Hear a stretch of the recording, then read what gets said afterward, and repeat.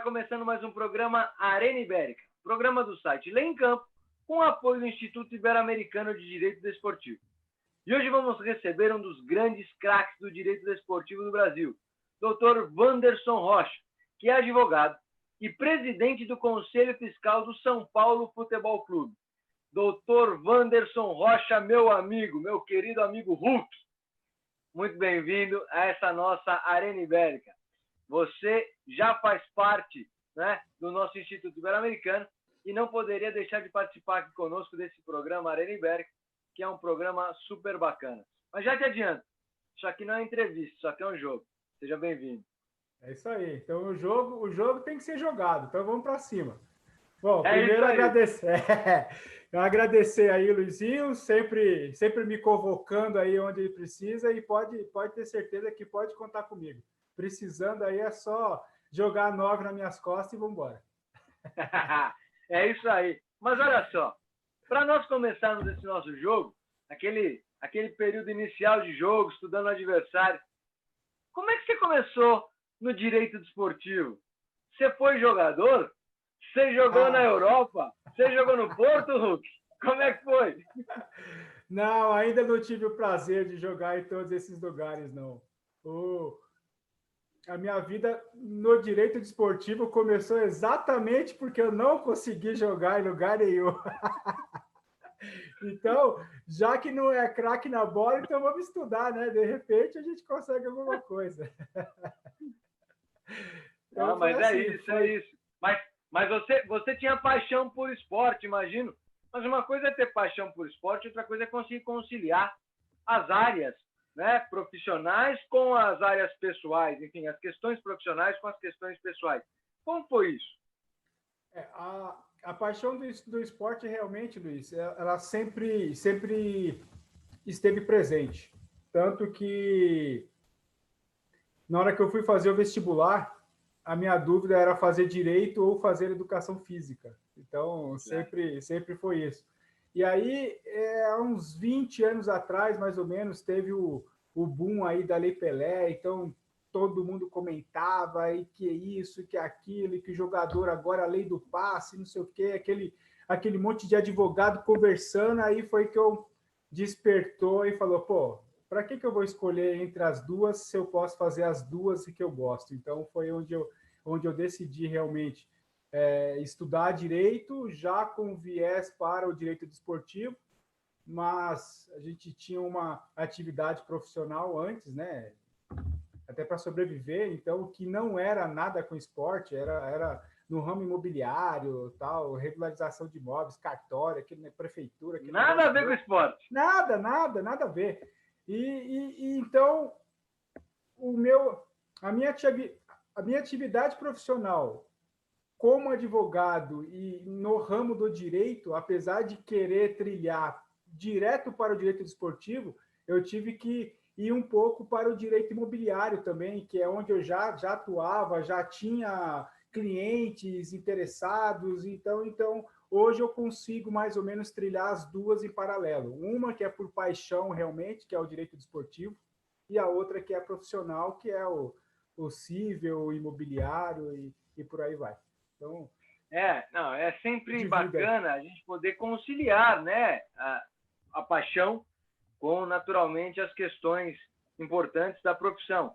Agora, eu sei que você também foi buscar conhecimento específico, porque o direito esportivo tem questões específicas, né? Então, você foi buscar essa ciência, né? Você foi estudar, foi se especializar na área, não é isso? Sim. Eu fiz além de vários cursos e congressos e simpósios, eu fiz uma especialização em direito desportivo, que você, inclusive, tive a honra de ter um módulo, uma aula contigo. E com todos que hoje, que na época eram, sei lá, o espelho, o alvo para a gente, hoje realmente se torna amigo, porque o direito desportivo tem essa característica, né, de unir as pessoas que antigamente parece ser tão longe e sei lá, em 6 meses, Não, 3 meses, uma semana, a gente está trocando ideia com quem escreveu a lei, com quem trabalhou com pessoas imagináveis. Então, é muito louco esse negócio. Não, é super bacana. O direito esportivo, eu cito sempre, é um ramo do direito diferente, porque ele aproxima as pessoas. Isso é super bacana. Mas para quem está nos ouvindo, nos assistindo, pô, não é fácil sair da graduação, ir mesmo fazendo um curso de pós, conseguir trabalhar na área e, mais que isso, conseguir espaço em um grande clube. E como isso aconteceu na sua vida? Luiz, o espaço que eu conquistei realmente lá, que hoje eu ocupo, é um negócio assim que você para e dá aquela olhadinha para trás, você fala assim, caramba, como é que eu cheguei, como é que eu estou aqui? É um negócio inacreditável. Tudo começou pelo interesse, simplesmente pelo interesse em estar próximo, em ajudar e querer realmente saber as coisas que acontecem. Lógico, eu já estudava, já tinha, sem ninguém, poucas pessoas saberem o que estava acontecendo, então você tem um preparo prévio para isso, mas teve uma época em que o São Paulo, que eu era sócio, sou sócio, né? Então, só que frequentava o clube, frequento o clube ainda. A diretoria de São Paulo soltou uma nota como o procedimento para a reforma estatutária. E eu, curioso que sou, fui saber qual que era esse procedimento. E eu fui, não estava pronto ainda o procedimento, aquele negócio, e sabe, que não, eu quero ver, tá aqui que tá disponível, eu quero ver, tal. E aí me ligaram no outro dia e falou, ó, tá aqui disponível, vem dar uma olhada. Aí eu fui, estudei o procedimento de reforma estatutária, só isso que ia acontecer. Eu fui, estudei, li, me inteirei, passou. Passou uns 15 dias, eu recebo uma ligação do presidente do São Paulo na época, que era ainda meio que interino, porque teve problema de saída do presidente que renunciou, então aquele negócio todo. E o São Paulo é meu time de coração. E aí, quando toca o telefone, a pessoa que se apresenta é a secretária do presidente do seu clube de coração, você fala, pô, que eu fiz, né? Gelou na hora. Na hora. E aí falou, você pode vir aqui amanhã? Ele queria te conhecer. Achei estranho o negócio. Tá bom, vou, lógico. E aí, nisso, para resumir um pouquinho, nós ficamos no outro dia eu fui até o gabinete, ficamos umas 2 horas conversando, e aí, dali, eu saí como um dos integrantes da comissão que iria propor e sistematizar a reforma estatutária do São Paulo. Existia uma disputa jurídica sobre o estatuto que havia sido reformado anterior, então, para acabar com essa disputa judicial, a saída foi fazer o que o processo mandava, que era reformar o estatuto. E aí, com um simples interesse, lógico, ali foi um simples interesse, mas tem todo um histórico para trás que tornou aquele interesse ser simples, né? Aquele momento ser simples. Então, de lá eu saí como um dos membros da comissão estatutária, e aí começou todo o trabalho e a conquista de espaço lá dentro. 1 ano e pouco depois teve a eleição para os membros do Conselho Fiscal. Eu fui eleito dentro do Conselho Deliberativo como candidato mais votado naquela oportunidade. Depois, dentro do Conselho, eu fui eleito por unanimidade como presidente do órgão. E, então, foi praticamente um meteoro, assim, foi aparecendo. Foi muito legal. Fenômeno. Muito legal mesmo. Fenômeno. Você sabe o quanto eu tenho carinho por você, é um amigo querido. mas um respeito muito grande por toda a sua trajetória também, né? Deixando aqui um abraço, não só a toda a direção do São Paulo, mas a todos os São Paulinos. O São Paulo é uma das grandes instituições esportivas que nós temos no nosso país, muito vitorioso e representa muito bem o futebol brasileiro, sempre que está em competições internacionais. Então, imagino o orgulho, não só seu, pessoal, mas de toda a família, de todos aqueles que te cercam, e isso é muito bacana. Por isso que é importante nós mostrarmos aqui no Arena Ibérica a história daqueles que hoje estão à frente, né, do esporte, do direito desportivo, porque todo esse caminho ele é um caminho importante para quem está começando entender que não é do dia para a noite que as coisas acontecem, ou seja, existe uma história a ser seguida, mas tudo é possível também. Isso também é super bacana. Né? As oportunidades aparecem, com certeza. Não, é bacana, e o árbitro olhou pro relógio e acabou o primeiro tempo. Pediu para todos se recolherem. Mas já acabou o primeiro tempo, vamos nos recolher. E no intervalo é bacana, porque no intervalo é onde você consegue entender um pouco mais o que aconteceu no primeiro tempo e se preparar para o segundo. Né? Então eu queria te perguntar, para quem, neste período, ou seja, em toda a sua história pessoal, profissional, para quem você dedica um gol? Um gol? Para minha família. Minha família, com certeza. Minha família que aguenta aí todas as minhas ausências, a chegar tarde, a sair cedo. Então, com certeza, a minha família em si, ela é responsável diretamente por tudo que acontece. Tudo que bacana, que acontece, que com bacana. certeza. Golaço, gol de placa.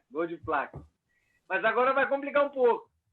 Agora eu queria saber para quem você dedica um cartão amarelo, ou seja, advertência, mais atenção, mas siga jogando. E um vermelho. Fora de jogo, vai pro chuveiro.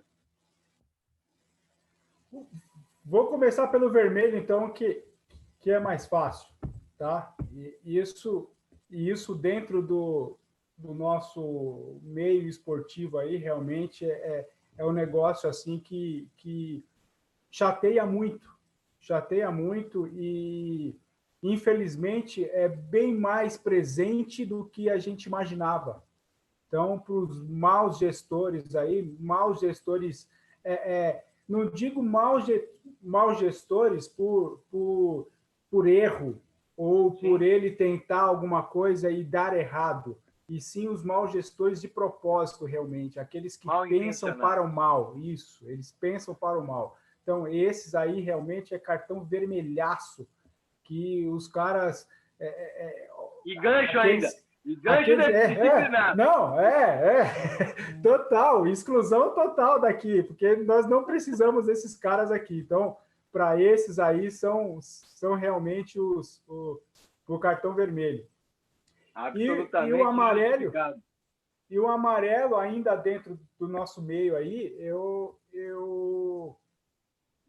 apresento para aqueles que são gestores dos nossos clubes, e isso como um todo, saindo um pouquinho aqui do time de coração, para aqueles que pensam apenas no próprio umbigo, no seu próprio clube. Então, nós temos que entender que eu, como São Paulino, preciso que o seu Santos esteja bem, para que o nosso futebol esteja bem para o público, para todo mundo. Então, a partir do momento em que eu penso somente no meu e você pensa somente no seu, eu acho que nós precisamos acender aí um alerta para realmente a gente pensar, sentar, pensar e falar, vem cá, como é que nós vamos melhorar o nosso produto? Porque aí deixa de ser meu e deixa de ser seu e passa a ser, não digo nem nosso como Brasil, mas passa a ser como nosso mundial, porque é muito grande isso. Está muito claro. Nós estamos falando do esporte como um mercado, como um nicho, e no esporte não há inimigos, há adversários. Diferente da Ford, que talvez não precise da GM e não precise da Toyota, no esporte nós precisamos dos adversários, porque este é o esporte e todos se beneficiam se o bolo cresce, se o negócio melhora. Então, fica aqui o teu alerta, né, com esse cartão vermelho primeiro e depois com o amarelo, super justificável, e creio que nós tenhamos aqui um período de pandemia com grandes dificuldades, mas também para reflexão, para nós pensarmos melhor o nosso esporte no futuro, né? Com certeza. Não, vamos lá. O árbitro já apitou, quer retomar o jogo segundo tempo. E nesse segundo tempo, no nosso Arena Ibérica, nós sempre trazemos um tema para ser debatido, para ser apresentado.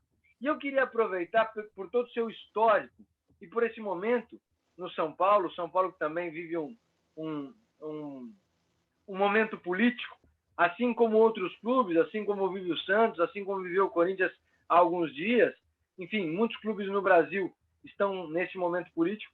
E eu queria aproveitar esse período para te perguntar como funciona a vida política, também social, de um clube. Enfim, no Brasil nós temos o modelo associativo, que é o modelo mais adotado pelos nossos clubes. Os principais clubes são associações e, por isso, tem algumas características específicas. O que você pode nos trazer? Bom, dentro do São Paulo, a principal característica hoje que é importante destacar, porque difere de muitos clubes, inclusive, que são associações, quer dizer, a maioria deles, é que o presidente ele é eleito de forma indireta.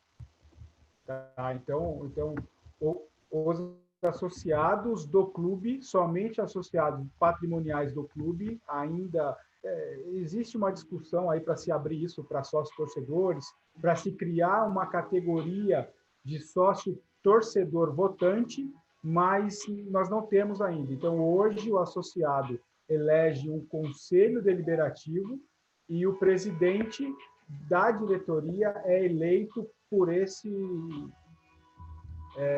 conselho deliberativo. Nós temos uma composição de 260 conselheiros, onde 100 deles 160 são vitalícios e 100 são conselheiros eleitos, com mandato hoje de 3 anos. Como nós tivemos uma reforma estatutária recente, essa eleição que está acontecendo, porque está acontecendo ainda, está em ebulição a coisa, porque semana passada foi a eleição para o Conselho Deliberativo. E na semana que vem, esse conselho se reúne já no formato novo e elege o presidente. Então, essa eleição é a primeira eleição dentro desse modelo novo de estatuto. Então, basicamente é isso. Associados elegem 100 novos conselheiros deliberativos que se juntam a 160 vitalícios e de lá sai o presidente da diretoria e o presidente do próprio conselho deliberativo para um mandato de 3 anos, sem direito à reeleição. Super bacana entender, porque isso é uma particularidade do São Paulo e claro, cada clube tem a sua particularidade, né? O Santos tem as suas, o Corinthians tem as suas, o Palmeiras tem as suas, os clubes do Rio, os clubes do Sul, né? Os grandes, médios e pequenos clubes do Brasil, cada um tem a sua particularidade. Mas é interessante, eu queria aproveitar para te perguntar, e agora não como presidente do Conselho Fiscal, mas o Wanderson, estudioso do direito esportivo, gestor esportivo, queria te perguntar qual a tua visão sobre as mudanças que podem acontecer para o futuro. Se discute muito no Congresso o clube empresa, se discute no Congresso uma reforma, inclusive legislativa, maior só que a da formatação social dos clubes, né? Que me parece, nesse momento, talvez até mais interessante. Mas o que você visualiza e como isso se daria dentro da realidade dos clubes que você conhece? Quer dizer, o que você pensa? O futebol brasileiro precisa dessa reforma? Não precisa? Quais seriam as questões, os caminhos, as ferramentas para uma melhor gestão no futuro de todos os nossos clubes, sabendo que esse período de pandemia será um período difícil, e que, na verdade, nós precisamos buscar alternativas para o futuro. Eu penso o seguinte, tá? O que se busca com a criação do clube empresa, porque hoje nós sabemos que não é proibido se ter o clube empresa. Então, os clubes não são empresa porque eles não querem. Claro. Simples assim. É opção. Se eles quisessem, eles poderiam se transformar em um clube empresa e seguir. Bom, tudo bem.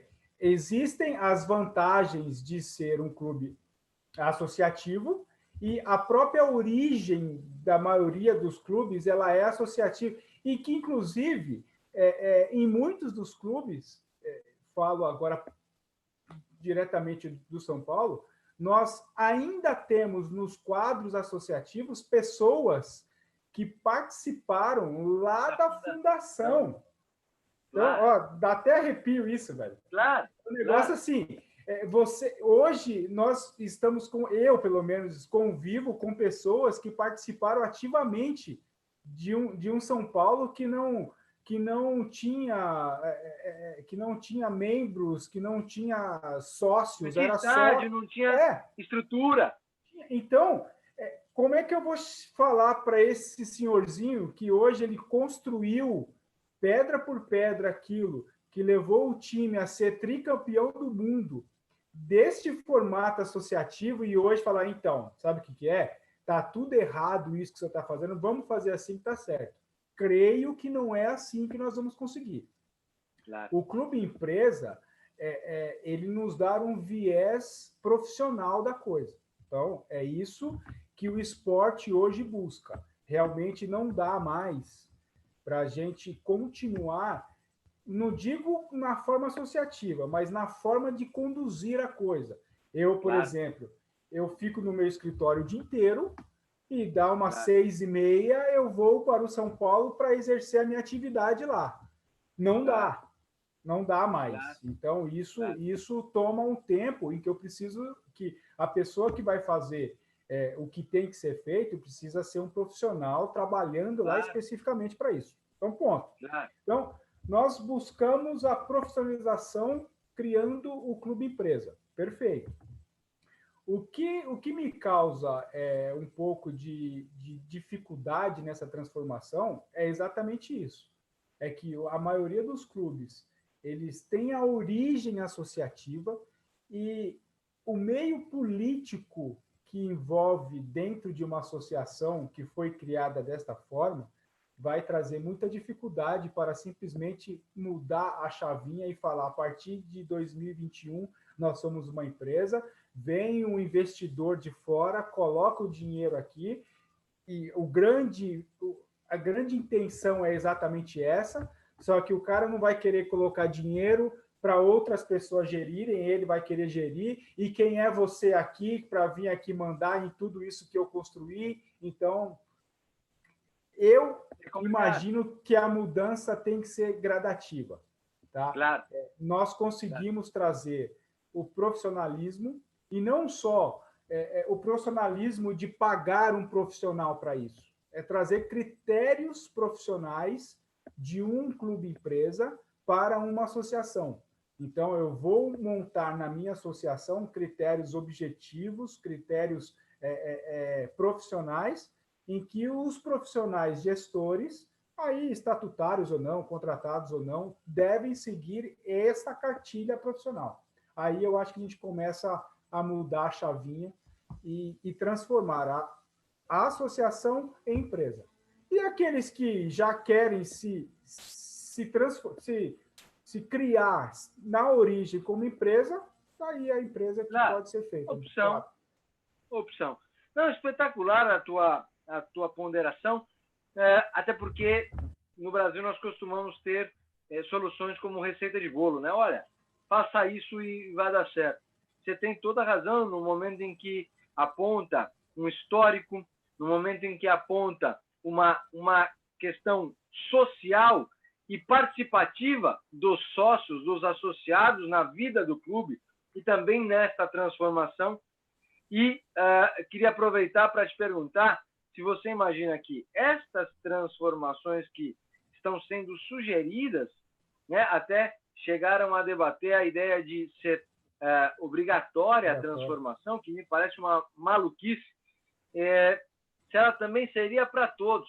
Porque eu tenho uma sensação de que, talvez para o São Paulo, para o Santos, para o Corinthians, para o Palmeiras, funcione para o Flamengo, talvez para os grandes clubes, e aí nós podemos citar 20, 25, talvez 30 clubes no Brasil, que o clube empresa poderia servir. Quer dizer, não é uma condição sine qua non a transformação com um investimento e com efetivamente algo transformador na visão profissional.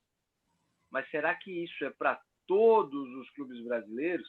Né? E aí a minha pergunta, como fechamento aqui do nosso bate-papo, do nosso jogo Arena Ibérica, para trazer as considerações finais que você tem para pontuar, é se também este modelo clube-empresa, ele seria para todo o tipo de modalidade esportiva, ou se ele seria propício apenas para o futebol.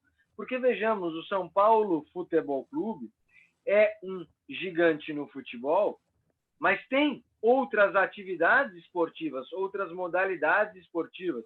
Assim como grandes clubes brasileiros têm grandes potenciais em outras áreas.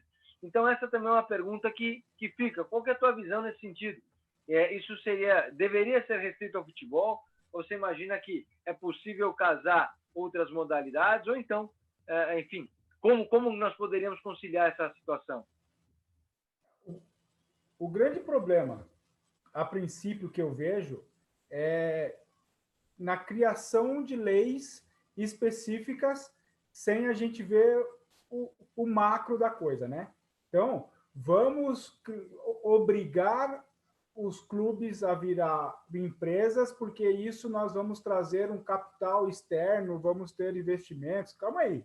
A circulação de dinheiro, a circulação de grande montes de dinheiro é somente em 10, 12 clubes que jogam a Série A. Então, nós vamos criar e obrigar todos os outros, que é a maioria, a se transformar em um modelo apenas por causa de 12, 15, 20, sei lá, chutando muito, assim, 20. Então, é assim, o grande problema é aquilo, nós vamos pensar somente na minoria, somente... Sempre a exceção. Então, se é para pensar, vamos pensar em todos.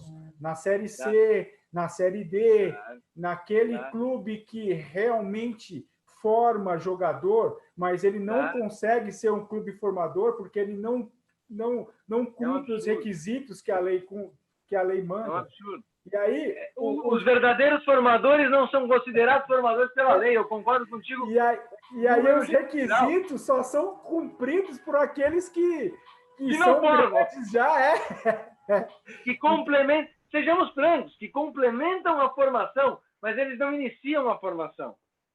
Então, e esse exemplo que veio na cabeça aqui é exatamente o que acontece. Então, eu, pequenininho, que realmente tenho ali o meu campinho, onde o moleque dribla pedra, mato, e a bola vem quadrada porque o campo é ruim e ele consegue pôr no chão. Eu, que realmente ensinei ele a jogar bola, vou fazer uma parceria com você, porque você é o clube formador, então quando daqui a 15 anos esse moleque estourar, vem um pouquinho de grana para mim. Por quê? Porque eu, por ser pequeno, eu não consigo cumprir os requisitos da lei para me tornar esse clube formador. Então, é exatamente isso. Nós vamos criar lei, nós vamos trazer obrigações para os clubes em si, em que apenas pouquíssimos, a minoria, consegue cumprir, e vamos fadar os outros aí ao esquecimento. E isso também é para os outros esportes, né? A gente pensa... nosso Congresso sempre imagina leis e obrigações pensando no futebol, enquanto nós temos outros esportes aí que, às vezes, são praticados igual ou mais que o futebol em um determinado lugar, mas está esquecido porque o Brasil realmente é o país do futebol. que nós não ganhamos Copa há bastante tempo, nós não temos nossos clubes disputando os grandes campeonatos mundiais há muito tempo, enquanto o nosso vôlei, o nosso basquete, o nosso está disputando lá fora, mas nós continuamos tendo o futebol porque é o mais praticado. Então, e aí passamos a pensar somente nisso. Então, acho que realmente a gente precisa sentar, avaliar melhor as regras que nós estamos criando, para não prejudicar demais aqueles que já são muito prejudicados, pensando apenas nos outros que já têm aí um histórico milionário no bolso. Perfeito. Meu caro doutor Wanderson Rocha, meu amigo Hulk, nós poderíamos seguir nosso jogo aqui, fazer o segundo jogo, né? O ida e volta, com certeza, fazer uma competição inteira, mas o árbitro aqui já terminando o nosso jogo. Então, eu só queria te agradecer imensamente por estar conosco, por participar conosco, por ser sempre solícito, aceitar sempre os nossos convites. E você sabe que você sempre será convocado. Então, logo, logo, você retorna para jogar aqui conosco. Só queria te agradecer, meu caro. Bom, eu que te agradeço todo o Instituto aí. Realmente é um prazer sempre estar com você. E precisando, você sabe que é só convocar que eu entro em campo. É isso aí, meu querido. E a todos que nos acompanharam, muito obrigado pela atenção. Na próxima sexta-feira, nós teremos um novo programa Arena Ibérica. Um grande abraço a todos. Até lá.